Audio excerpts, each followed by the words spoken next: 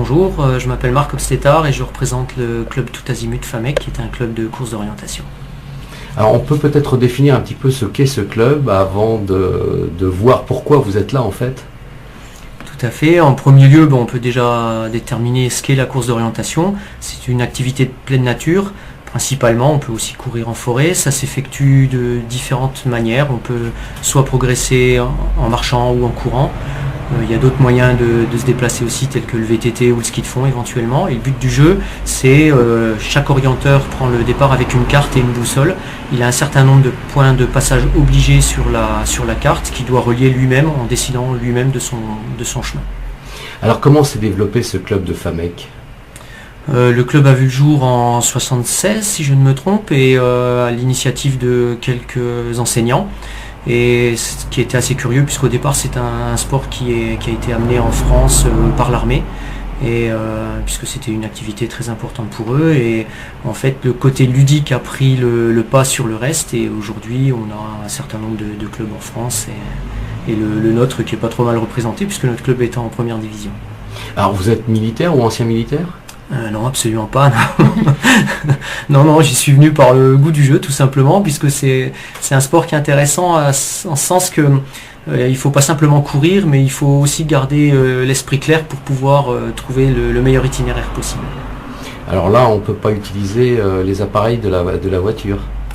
Non, le GPS en fait c'est une perte de temps pour un orienteur. Un bon orienteur, il ne se servira pas de son GPS, mais uniquement de son expérience, de ses capacités de lecture de carte, et puis ensuite à lui de choisir son itinéraire au milieu de tous les pièges que la forêt peut présenter. Alors on peut rentrer un peu plus dans cette association qui a été créée donc à FAMEC. Vous êtes combien de membres, et puis il y a combien de sorties, et quels sont le type de sorties que vous faites ? Concernant les membres, on est à peu près 70 membres dans l'association qui s'est stabilisée là, depuis 4 ou 5 ans. Ensuite, au niveau des compétitions, comme pour le reste des sports, je dirais, on a des compétitions départementales, régionales, nationales et internationales, donc ce qui fait qu'on peut courir quasiment toute l'année. On a des courses qui s'effectuent sous différents formats déjà. On a le format sprint qui correspond à 15 minutes de course environ, qui lui s'effectue plus particulièrement en ville. Donc généralement on cherche des endroits, des villes assez caractéristiques avec pas mal de montées, descentes, des escaliers, des passages souterrains, etc. pour toujours conserver le côté ludique. Après on a ce qu'on appelle les moyennes distances, où là il y a environ 35 minutes de course, et les longues distances qui elles correspondent environ à 1h15 de course. Sinon il y a d'autres formats un peu différents, le relais par exemple, donc qui est intéressant puisque c'est une équipe qui va courir, alors qu'habituellement la course d'orientation est un sport individuel. Et sinon un autre format encore qu'on appelle les 5 jours ou les 6 jours d'orientation, c'est le même principe que le Tour de France, c'est une course à étapes avec un classement journalier et un classement général.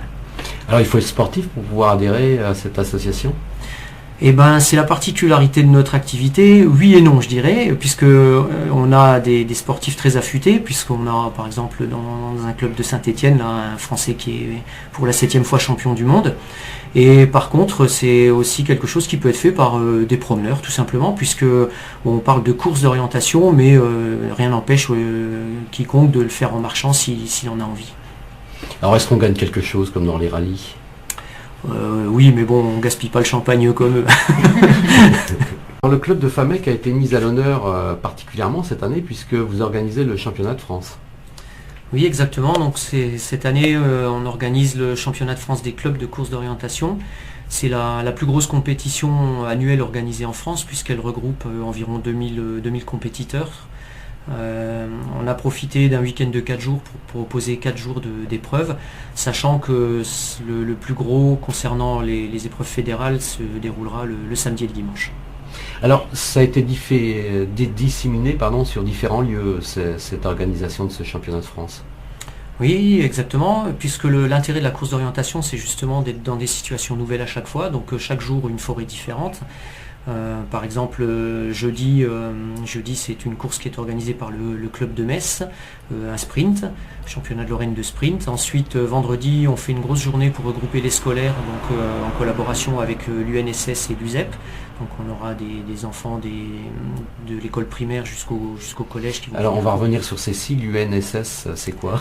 Alors l'UNSS, c'est le sport scolaire, hein, le sport scolaire, pardon. UNSS et USEP, donc sport scolaire dans le primaire et puis dans le secondaire. D'accord. Alors, vous m'avez parlé de la journée du jeudi. Comment va s'articuler le vendredi, le samedi, le dimanche? Il y a une articulation particulière ou différente? Concernant les compétiteurs, je dirais vendredi, il y a une journée d'entraînement qui sert de prise de contact avec le terrain, en fait, puisque les personnes vont pouvoir à volonté aller courir sur une carte qui sera mise à disposition, sur laquelle un certain nombre de balises seront portées, et les gens pourront là, à leur choix, choisir d'aller vers telle ou telle balise. Ça, c'est eux qui choisiront. C'est pas une compétition ce jour-là, sauf pour donc les scolaires, comme je disais tout à l'heure. Ensuite, le samedi, c'est un championnat de France moyenne distance, donc ça reprend les formats dont on parlait tout à l'heure. Et le dimanche, là, c'est le gros de la compétition, puisqu'on aura là donc les courses par relais. Hein, c'est un des formats dont on parlait précédemment. Et là, suivant la division dans laquelle le club se trouve, il y a un certain nombre de compétiteurs par relais. Alors Famec est bien placé déjà dans les années antérieures au niveau des championnats de France? Oui, on est en première division, donc ce qui est quand même pas mal. On en est assez fiers d'ailleurs, puisqu'il y a 31 équipes seulement en première division. En deuxième et troisième division, il y a 40 équipes dans chaque, et ensuite en quatrième division, chaque club peut inscrire un nombre illimité d'équipes. Donc les années précédentes, on s'en est pas trop mal sorti, on était redescendu en deuxième division, on a réussi à remonter, et l'année prochaine, donc puisque cette année on ne court pas, l'année prochaine on courra encore une fois en première division. Alors oui, vous ne courez pas cette année puisque vous recevez, donc beaucoup de travail pour les bénévoles autour de l'organisation de cette compétition. Oui, tout à fait. Ça fait plus d'1 an déjà qu'on travaille dessus. On s'est fait aider aussi par 3 jeunes filles du BTS Tourisme de Peltre qui nous ont donné un bon coup de main sur différents sujets. Et on a encore pas mal de pain sur la planche pour pouvoir être au point le jour J. Tiens, puisqu'on les a sous la main, on va leur demander un petit peu comment ça se prépare et comment ça s'organise. Alors, bonjour, vous pouvez peut-être... donc vous êtes en BTS Tourisme à l'école Notre-Dame de Peltre, première année, deuxième année, troisième année? Première année. Oui, première année, d'accord. Oui. Et donc votre rôle à vous pour ce championnat de France, c'est quoi? Alors moi je m'occupais de la partie communication. Et mon objectif principal, c'était de contacter tous les journaux, radios et télévisions, et ainsi que Facebook, Twitter, etc. pour faire communiquer l'annonce, envoyer des communiqués de presse et faire paraître ensuite... le but, c'était de faire paraître un article dans les journaux. Vous connaissiez ce sport? Course d'orientation, oui, je connaissais, mais je ne pensais pas que ça pouvait prendre une ampleur comme un championnat de France. D'accord. Alors mademoiselle, bonjour. Bonjour. Alors dites-moi, qui êtes-vous et puis ce que vous faites au sein de cette association alors? Comme Laure, je suis étudiante en première année de BTS Tourisme à Peltre et je suis chargée de trouver des sponsors afin de financer la manifestation. Et c'est facile de trouver ces sponsors sur une manifestation non, pas comme ça? Alors quelles sont les difficultés? C'est c'est des moyens financiers qui manquent aux entreprises aujourd'hui ou Oui, les entreprises hésitent à donner car elles sont elles-mêmes en difficulté, donc... C'est pas facile, quoi. Ouais. Ça vous permet de faire un travail grandeur nature, en fait. Ça vous permet de vous essayer un petit peu sur le futur métier que vous avez choisi. Oui, ouais. Ça nous prépare bien à voir comment on organise une manifestation. D'accord. Et vous, mademoiselle?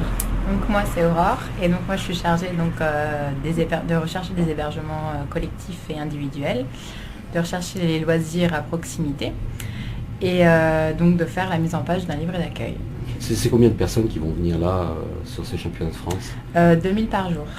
Alors donc il faut trouver 2000 places d'accueil en fait ou d'hébergement? Pas forcément, en fait mon but à moi c'était de rechercher des hébergements surtout collectifs parce que souvent ils viennent en équipe. Et je l'ai mis sur le site internet donc, de la course d'orientation. Et donc ils appelaient eux-mêmes pour donc être hébergés. Alors je suppose que le balisage, ça ne doit pas être très très simple à faire ou à préparer cette mise en place de ce balisage dans cette forêt. ou dans les forêts? Oui, effectivement, c'est quelque chose de très technique parce qu'on a besoin d'une carte très précise. Les orienteurs sont des gens assez pointus à ce niveau-là, puisque des éléments comme les changements de végétation, tout simplement, la densité de la végétation sont portés sur les cartes. Le moindre petit trou dans la forêt ou moindre rocher va être répertorié aussi. Donc on a un spécialiste qui était en équipe de France au préalable, qui a travaillé sur la mise en place de la carte, la création de la carte. Et ensuite, il faut encore trouver quelqu'un qui puisse faire des parcours suffisamment intéressants et techniques en fonction du niveau des compétiteurs pour que tout le monde puisse s'amuser à son niveau. Alors les gens qui viendront vous voir, il y a des lieux, on peut venir sans problème, voir un peu comment ça se passe tout ça? Alors effectivement, on a pensé à tout le monde, puisqu'il n'y a pas seulement les compétiteurs qui vont pouvoir venir s'amuser sur les terrains en question. Il existe des circuits loisirs qui peuvent être accessibles à tout le monde le jour même, il n'y a pas besoin de s'inscrire au préalable. Les gens peuvent ou venir voir ce que c'est que la course d'orientation, ou alors pratiquer eux-mêmes pour se rendre compte de l'intérieur de ce que c'est. Alors il y aura des animations autour de ces courses? Oui, tout à fait, il y a une espèce de village de compétition, on va dire, sur le site de la course, auquel ont accès différentes personnes, les compétiteurs d'un côté, les spectateurs aussi, et les gens qui veulent essayer sur la base de circuits loisirs, ou éventuellement pour les enfants, même le samedi par exemple, ce qu'on appelle circuit ficelle ou circuit jalonné, pour les plus petits, puisqu'il y a une progression très pédagogique qui est mise en place pour que des enfants dès 2 ans puissent pratiquer l'activité. Alors de quelle région viennent-ils de France, même des départements d'outre-mer? Département d'outre-mer, je ne sais pas, mais par contre ce qu'il y a de sûr, c'est que les gens viennent de la France entière, des 4 coins de l'Hexagone, comme on a l'habitude de dire, et la proximité des frontières fait qu'on aura aussi quelques compétiteurs assez nombreux, même allemands, luxembourgeois et belges. Alors le plus jeune, ça va être quel âge, et le plus vieux, ça sera quel âge?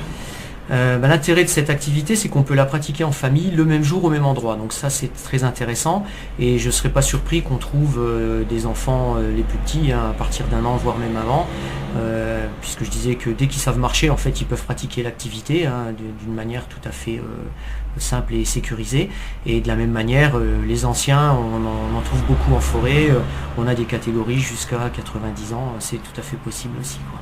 Alors comment devient-on passionné et puis membre de cette association? Il y a un cheminement, il y a des connaissances, des rencontres qui font que on se lance dans ce type de sport? Je dirais que c'est comme toujours dans la vie, on découvre des choses comme ça auxquelles on accroche, on ne sait pas trop pour quelle raison, et ensuite effectivement c'est une activité en fait où l'initiation est très simple. L'initiation prend 5 minutes, comprendre comment fonctionne une boussole c'est pas très compliqué, et par contre le perfectionnement peut durer 20 ans, donc on s'ennuie jamais, quoi. Et vous, c'est venu comment? J'avais un oncle qui faisait beaucoup de courses d'orientation, qui m'a mis un peu le pied à l'étrier, ensuite j'en ai refait un petit peu à l'armée, et puis après par les raids multisports en fait, j'ai découvert redécouvert je dirais l'activité, et ensuite j'ai pris goût pour me perfectionner, quoi. En fait c'est un espèce de Koh-Lanta en pleine forêt, quoi. Ah non, rien à voir là, il n'y a aucune caméra qui nous suit, et ce qu'on vit là c'est réel. Alors Laure, en ce qui concerne l'aspect pratique de ces championnats de France, il y a un site internet sur lequel on peut se référer? Oui, alors tout à fait, il y a un site internet, donc http://cfc2011.orientation-du6famec.fr. Pour le public, donc, il y a des horaires particulières où ils peuvent venir découvrir? Oui, tout à fait. Alors le samedi, la course commencera à 13h et le lieu de rendez-vous, c'est la maison des chasseurs de Rangvo. Mais il y aura un accueil qui sera possible dès 10h sur le site. D'accord. Dimanche? Et dimanche, l'accueil des compétiteurs se fera dès 5h30 à Romba, au fond Saint-Martin. Et la course commencera à partir de 7h. On va donc, pour conclure, rappeler le rendez-vous de la manifestation de ce championnat de France. Oui, donc le championnat de France de moyenne distance aura lieu le samedi 4 juin à Rangvo, au-dessus de Famec. Et le dimanche aura lieu le championnat de France des clubs, lui, le 5 juin, et cette fois c'est au fond Saint-Martin à Romba.